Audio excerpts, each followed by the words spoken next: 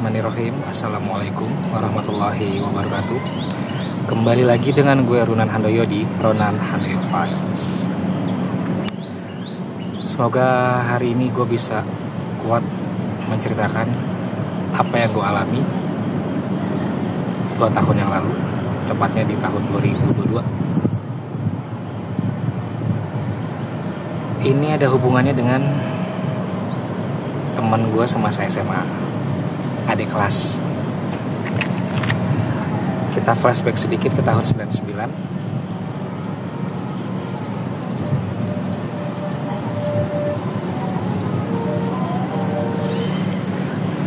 Jadi pada tahun 99 itu gue kelas 2 SMA. Gue punya temen adik kelas 1. Sekolahan gue itu sekolah swasta di kota Tangerang, SMU swasta, jurusan IPS. Waktu itu hanya ada jurusan IPS aja ya, sebab baru 2 tahun berdiri dan gue angkatan pertama. Teman gue ini angkatan kedua. Si adik kelas gue ini, dia adalah orang yang pintar, pandai memainkan semua alat musik. Gendang, gitar, suling, organ, dia bisa. Rame.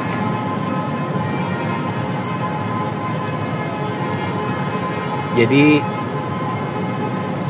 susah gue nyeritainnya, takut nangis gue.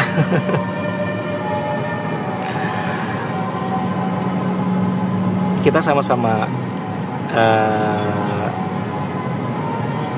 terkumpul dalam satu kegiatan, yaitu kegiatan pramuka, sama-sama hobi camping, yang pada akhirnya terkumpullah geng Hummel,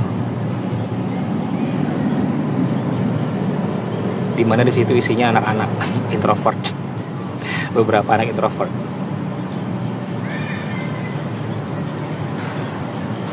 Di sekolahan gue yang lama tuh ada satu guru pelajaran ekonomi, Pak M.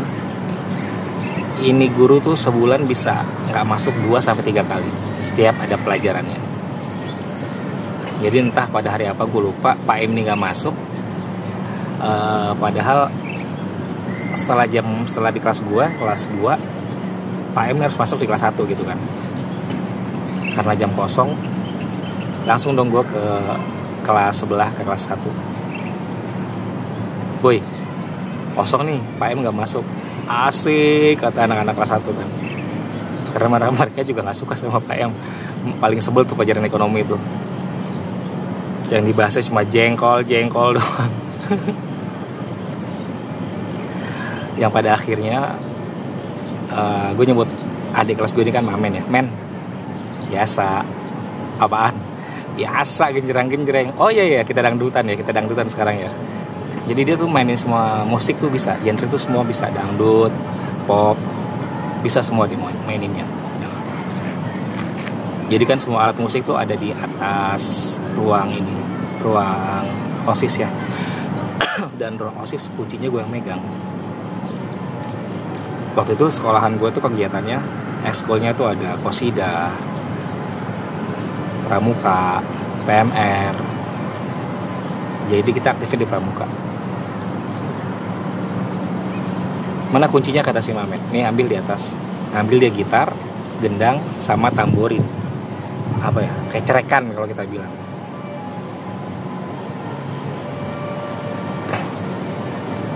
Kenceng banget anginnya. Gue lagi ada di Danau Alam Sutra.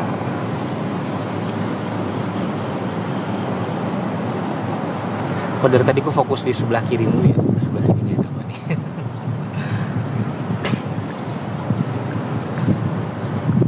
Anginnya kenceng banget.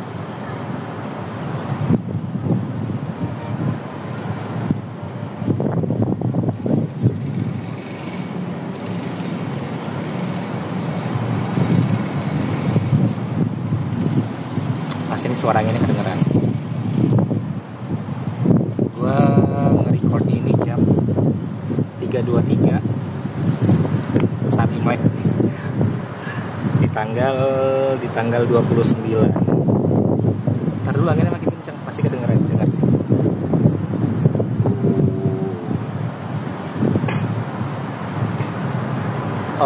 ingin berhentilah sejenak. Aku mau record. Bentar.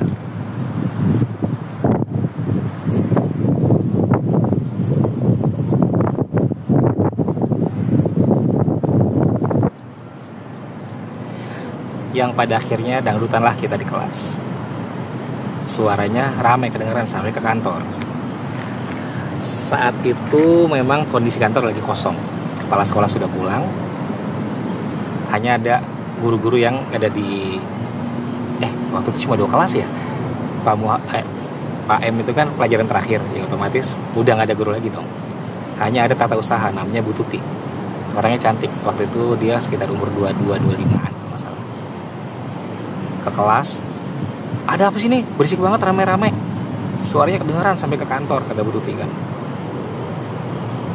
Akhirnya gue deketin Bu Tuti. Bu, saya tahu waktu itu saya sempat dengar ibu nyanyi, suara ibu bagus. Angin.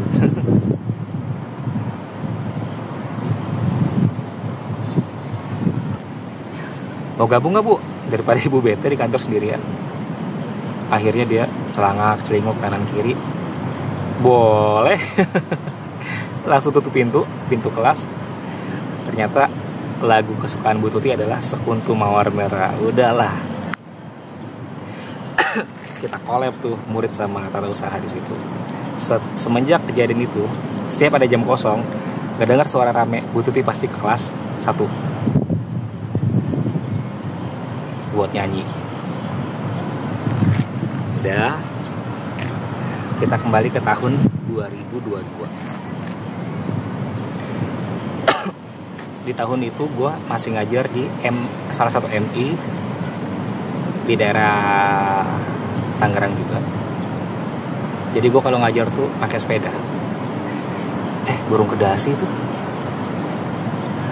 Gue ngajar pakai sepeda dan selalu melewati rumah si Mamen ini. Coba gue nggak tahu setiap gue lewat depan rumahnya kok gue nggak ngeliat dia gitu kan. Biasanya hobi dia itu duduk di teras sambil ngopi atau ngerokok. Tapi tumben setiap gue lewat tuh kok dia selalu nggak ada gitu kan. Beberapa hari kemudian ketika gue lewat, hanya dia ada ibunya lagi nyapu halaman. Gue cuma nyapa, Bu, kayaknya si ibunya lupa gue siapa gitu kan, karena udah lama banget nggak mampir.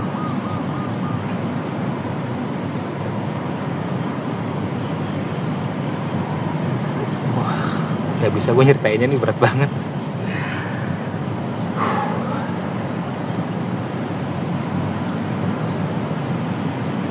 Pada suatu hari ketika gue mau lewat jalan yang sama di dekat rumah si Mamen, ada yang nikah. Jadi jalanan utama itu dipasangin tenda. Otomatis kita harus muternya itu lewat gang sebelah rumahnya si Mamen ini. Lewatlah gue lewat gang itu. Di belakang rumah si Mamen kan banyak rumah-rumah lagi tuh. Ternyata di antara rumah-rumah yang berdiri itu ada sekeplek gitu loh. Satu area yang diisi dengan pemakaman, ada 5 atau 6 makam di situ. Ya gue sempat ngomong kan, orang kok nguburin sembarangan aja ya, padahal tuh area rumah gitu loh, area perkampungan. Yang parahnya lagi di sebelah makam itu ada kos-kosan atau kontrakan, jadi buka jendela udah langsung kuburan. Pantesan tuh kontrakannya kosong terus, nggak selalu nggak isi. Pas gue lagi ngelamun ngeliatin ke makam, tiba-tiba ada suara gitu kan, kesini. Kaget gue, tapi gue nggak menghiraukan, gue cuma dalam hati ngomong saya mau kerja. Gue jalan sampai sekolah udah selesai. 2 hari kemudian tendanya kan masih ada tuh, tenda masih dipasang, lagi mau dicopotin, pasang tapi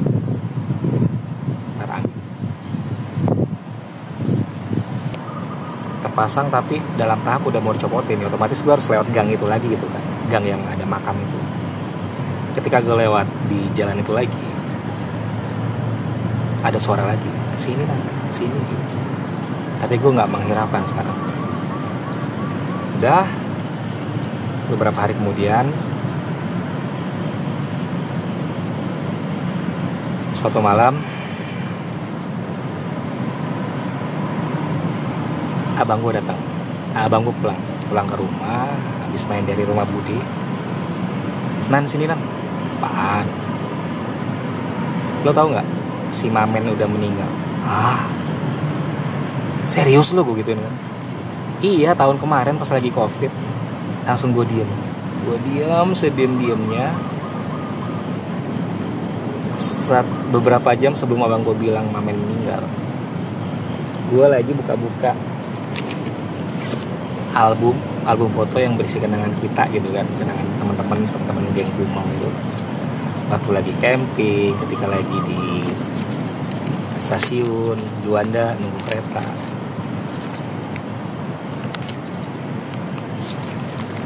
Gue baru buka-buka album ini. Gue nyimpen album ini udah puluhan tahun, hampir 20 tahun.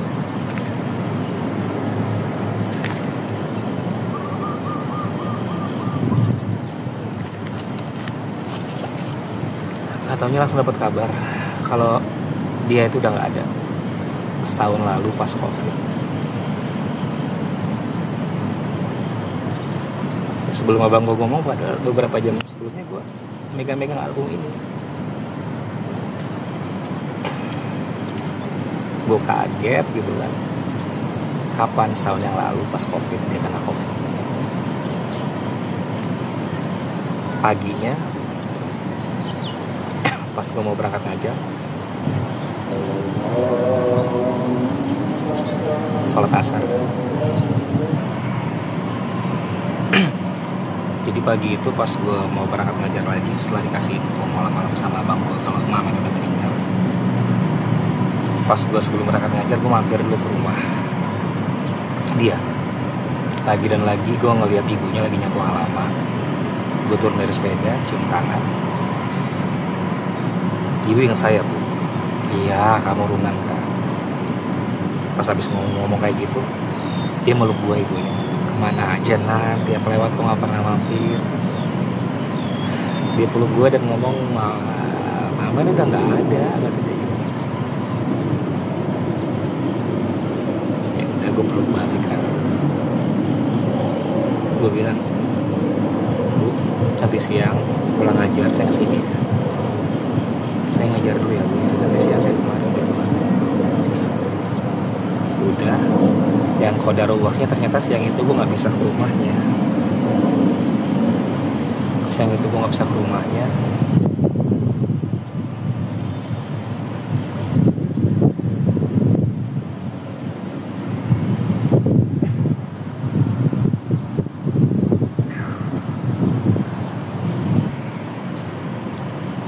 Yang pada akhirnya besoknya ketika gue pulang ngajar, gue mampir lagi. Lalu ya seperti biasa sama gue cium tangan juga, si ibu meluk lagi, nangis lagi. Lalu gue tanya, Bu, komat.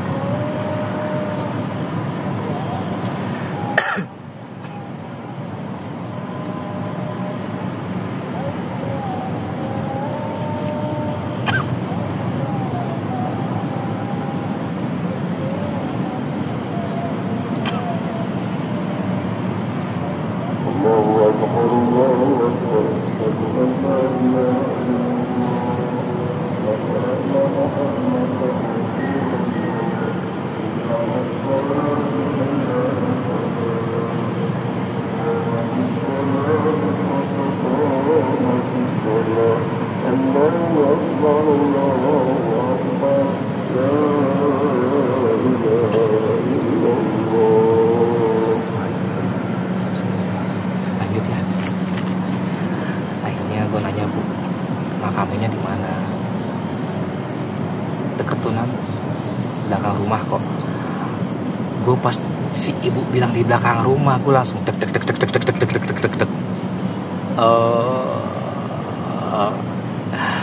Ya udah, kita sama-sama ke belakang rumah, dan ternyata makam itulah yang gue liatin terus, membisikkan suara, kayak ada suara sini nan. Ternyata itu Salah satu itu adalah makamnya dia, ada di tengah-tengah. Gue kesana, baca doa, ibunya nangis, gue juga nangis. Nisannya gue sentuh.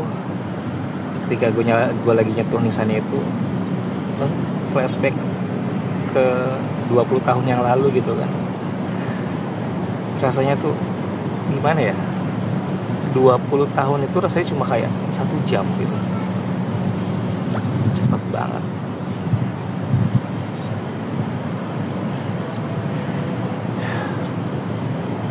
Ada gue pengen ketemu dia, tapi kita udah beda alam, beda dunia.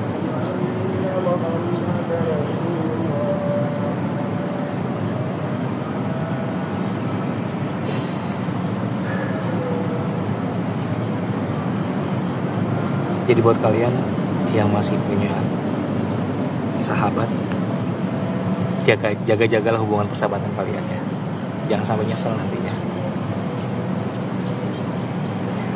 Di situ gue nge-flashback lagi ke 20 tahun yang lalu. Oh, kita pernah gini, kita pernah senang-senang sama-sama. Nggak taunya udah nggak bisa apa-apain lagi gitu kan.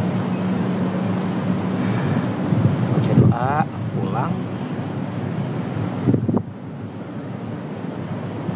Dan ketika gue ngajar lagi lewat rumah dia, gue nggak berani nengok ke arah rumah dia, nggak berani. Bukan dalam arti nggak berani, takut ya. Terlalu banyak apa sih yang harus gue kenang gitu loh. Gue nggak sanggup buat buat nge-flashback kenangan itu gitu.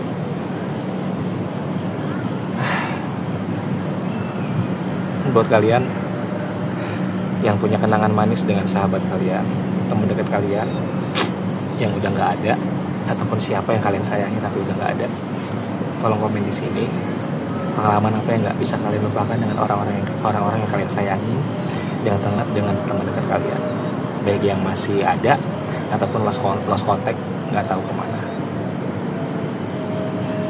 Jadi saran gue, selama kalian masih punya teman baik, sahabat baik, dijaga ya, karena teman itu bisa lebih dari saudara, tapi saudara bisa lebih jahat daripada penjahat. Terakhir, terima kasih buat Mbak Wi yang ada di Purwokerto, buat Asep, sabar ya Asep ya, buat Nining, semoga lancar sampai hari H pernikahannya.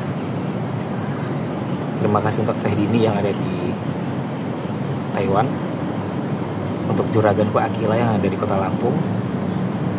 Semoga selalu sukses usaha kuenya. Terima kasih untuk Teh Cindy Salim. Terima kasih juga untuk kalian semua yang masih setia dengan gue mendengarkan cerita-cerita pengalaman di sini. Sekali lagi, kalau kalian punya cerita atau pengalaman manis dengan teman-teman kalian, sahabat baik kalian, ataupun orang-orang yang kalian cintai tapi udah nggak ada, boleh komen di sini pengalaman apa, kenangan apa. Terima kasih. Wassalamualaikum warahmatullahi wabarakatuh.